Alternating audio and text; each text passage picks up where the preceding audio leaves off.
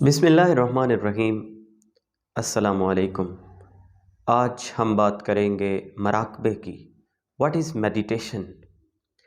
Meditation بنیادی طور پر اس کا مطلب ہوتا ہے غور و فکر کرنا۔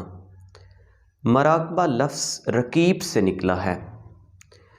اللہ تعالیٰ کے ناموں میں سے ایک اسم ہے اور اس کا جو معنی ہے وہ یہ ہے کہ نگہبان، حفاظت کرنے والا، نگہبانی کرنے والا۔ لیکن اگر اصطلاح میں اس کے معنی دیکھے جائیں، اس کا مفہوم دیکھا جائے تو اس کے مطلب ہے غور و فکر کرنا۔ مراقبے کے بغیر زندگی گزارنا بہت دشوار ہے، بہت مشکل ہے، کیونکہ کوئی بھی ایسا شخص نہیں ہے جو تھنکنگ کے بغیر رہ سکے اور غور و فکر کے بغیر رہ سکے۔ یہی وہ چیز ہے جس سے کائنات کے بڑے بڑے سیکرٹس آشکار ہوتے ہیں ایک انسان پر، ایک آدمی پر۔ مراقبہ بہت سارے مذاہب میں بھی ہے، مسلمانوں میں خاص طور پر، بدھ مت میں بھی ہے، اور اس کے علاوہ ہندوؤں میں بہت مقبول ہے۔ آج کا جو ٹاپک ہے مراقبہ، میری یہ سننے والے تمام لوگوں سے گزارش ہے کہ اس کو بڑے دھیان سے، ارتکاز سے سنیے گا، کنسنٹریشن، ذرا اپنے دماغوں کی کھڑکیاں کھلی رکھیے اور فوکس کیجئے، اس لیے کہ مراقبے کے جو کنسیپٹ کو سمجھنا بہت ضروری ہے۔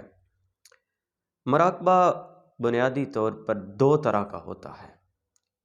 ایک مراقبہ تصوف میں ہے۔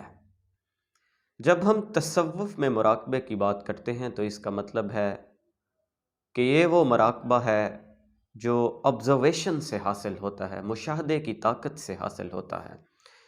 صوفی اور تصوف، اس میں مشاہدہ بہت بڑی چیز ہوتی ہے، اس میں آبزرویشن کا جو علم ہوتا ہے اس کی بہت اہمیت ہوتی ہے۔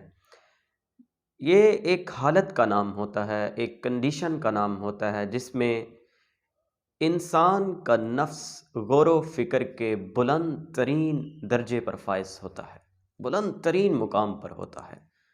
اور سچی بات ہے کہ آج کے دور میں یہ بہت نایاب ہے، یہ ڈھونڈنے سے بھی نہیں ملتا۔ اب کدھر گئے وہ لوگ عقل، ہوش اور خرد کی باتیں کرنے والے، اور تھنکنگ کے اور سوچنے کے اس معیار پر فائز ہونے والے لوگ آج بہت کم ہیں، نایاب ہیں، ڈھونڈنے سے بھی نہیں ملتے۔ دوسری قسم کا مراقبہ اسپرچویلٹی ہے، یہ کنسنٹریشن کا نام ہے، یہ فوکس کا نام ہے، اور پریکٹس کیا جا سکتا ہے اسے۔ بہت اہم بات یہ کہ اسے ہم پریکٹس کر سکتے ہیں۔ وہ ایک کنڈیشن، ایک حالت کا نام ہے تصوف میں جو مراقبہ ہے، اور جو اسپرچویلٹی ہے اس میں ہم اس کو پریکٹس کر سکتے ہیں۔ ایک میتھڈ ہے، ایک سرور میں ہوتا ہے، اس کو سیکھا بھی جا سکتا ہے ایک فارمولے کے تحت، اس کی تعلیم بھی دستیاب ہے۔ آپ میڈیٹیشن سیکھ بھی سکتے ہیں، اور وہ اسپرچویلٹی والی میڈیٹیشن ہے اس کو آپ سیکھ سکتے ہیں، اس کو آپ پریکٹس کر سکتے ہیں۔ یہ بنیادی طور پر ایک جذب اور مجذوبیت کی جو کیفیت ہے، یہی روحانیت میں جو ساری چیزیں ہیں، جس طرح چلے، وظیفے لوگ کاٹتے ہیں، تو وہ یہ ساری اسی ایک مجذوبیت والے عالم میں آدمی ہوتا ہے، تو اس میں یہ اس قسم کا مراقبہ جو ہے وہ ایکسپیرینس کر رہا ہوتا ہے۔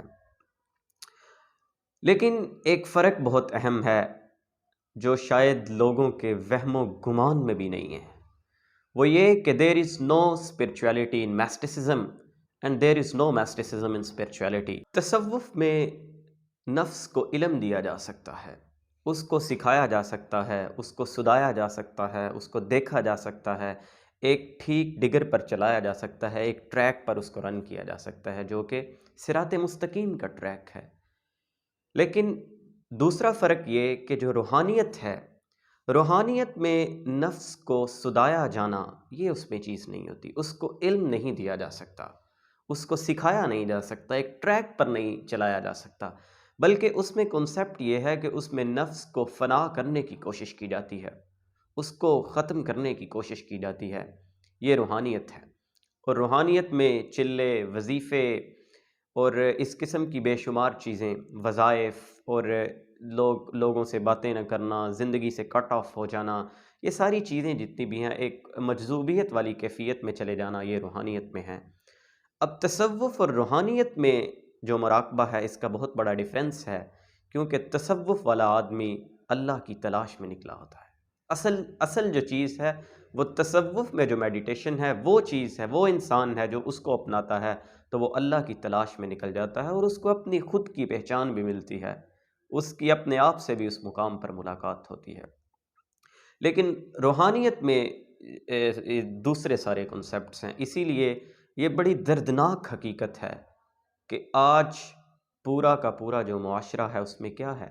اس میں روحانیت برسرے پہ اقتدار ہے، اس میں اس کی حکمرانی ہے، ہر بندہ اس کے پیچھے پاگل ہے، اس کی طرف بھاگ رہا ہے کہ شاید اسے آخرت بھی اسی بنیاد پر ملنی ہے اور سکون بھی اسی بنیاد پر ملنا ہے۔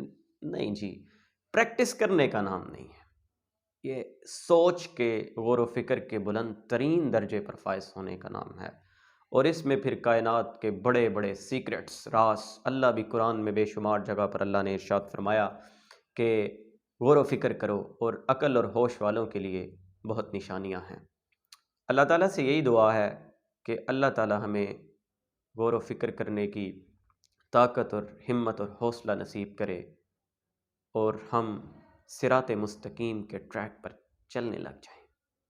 شکریہ۔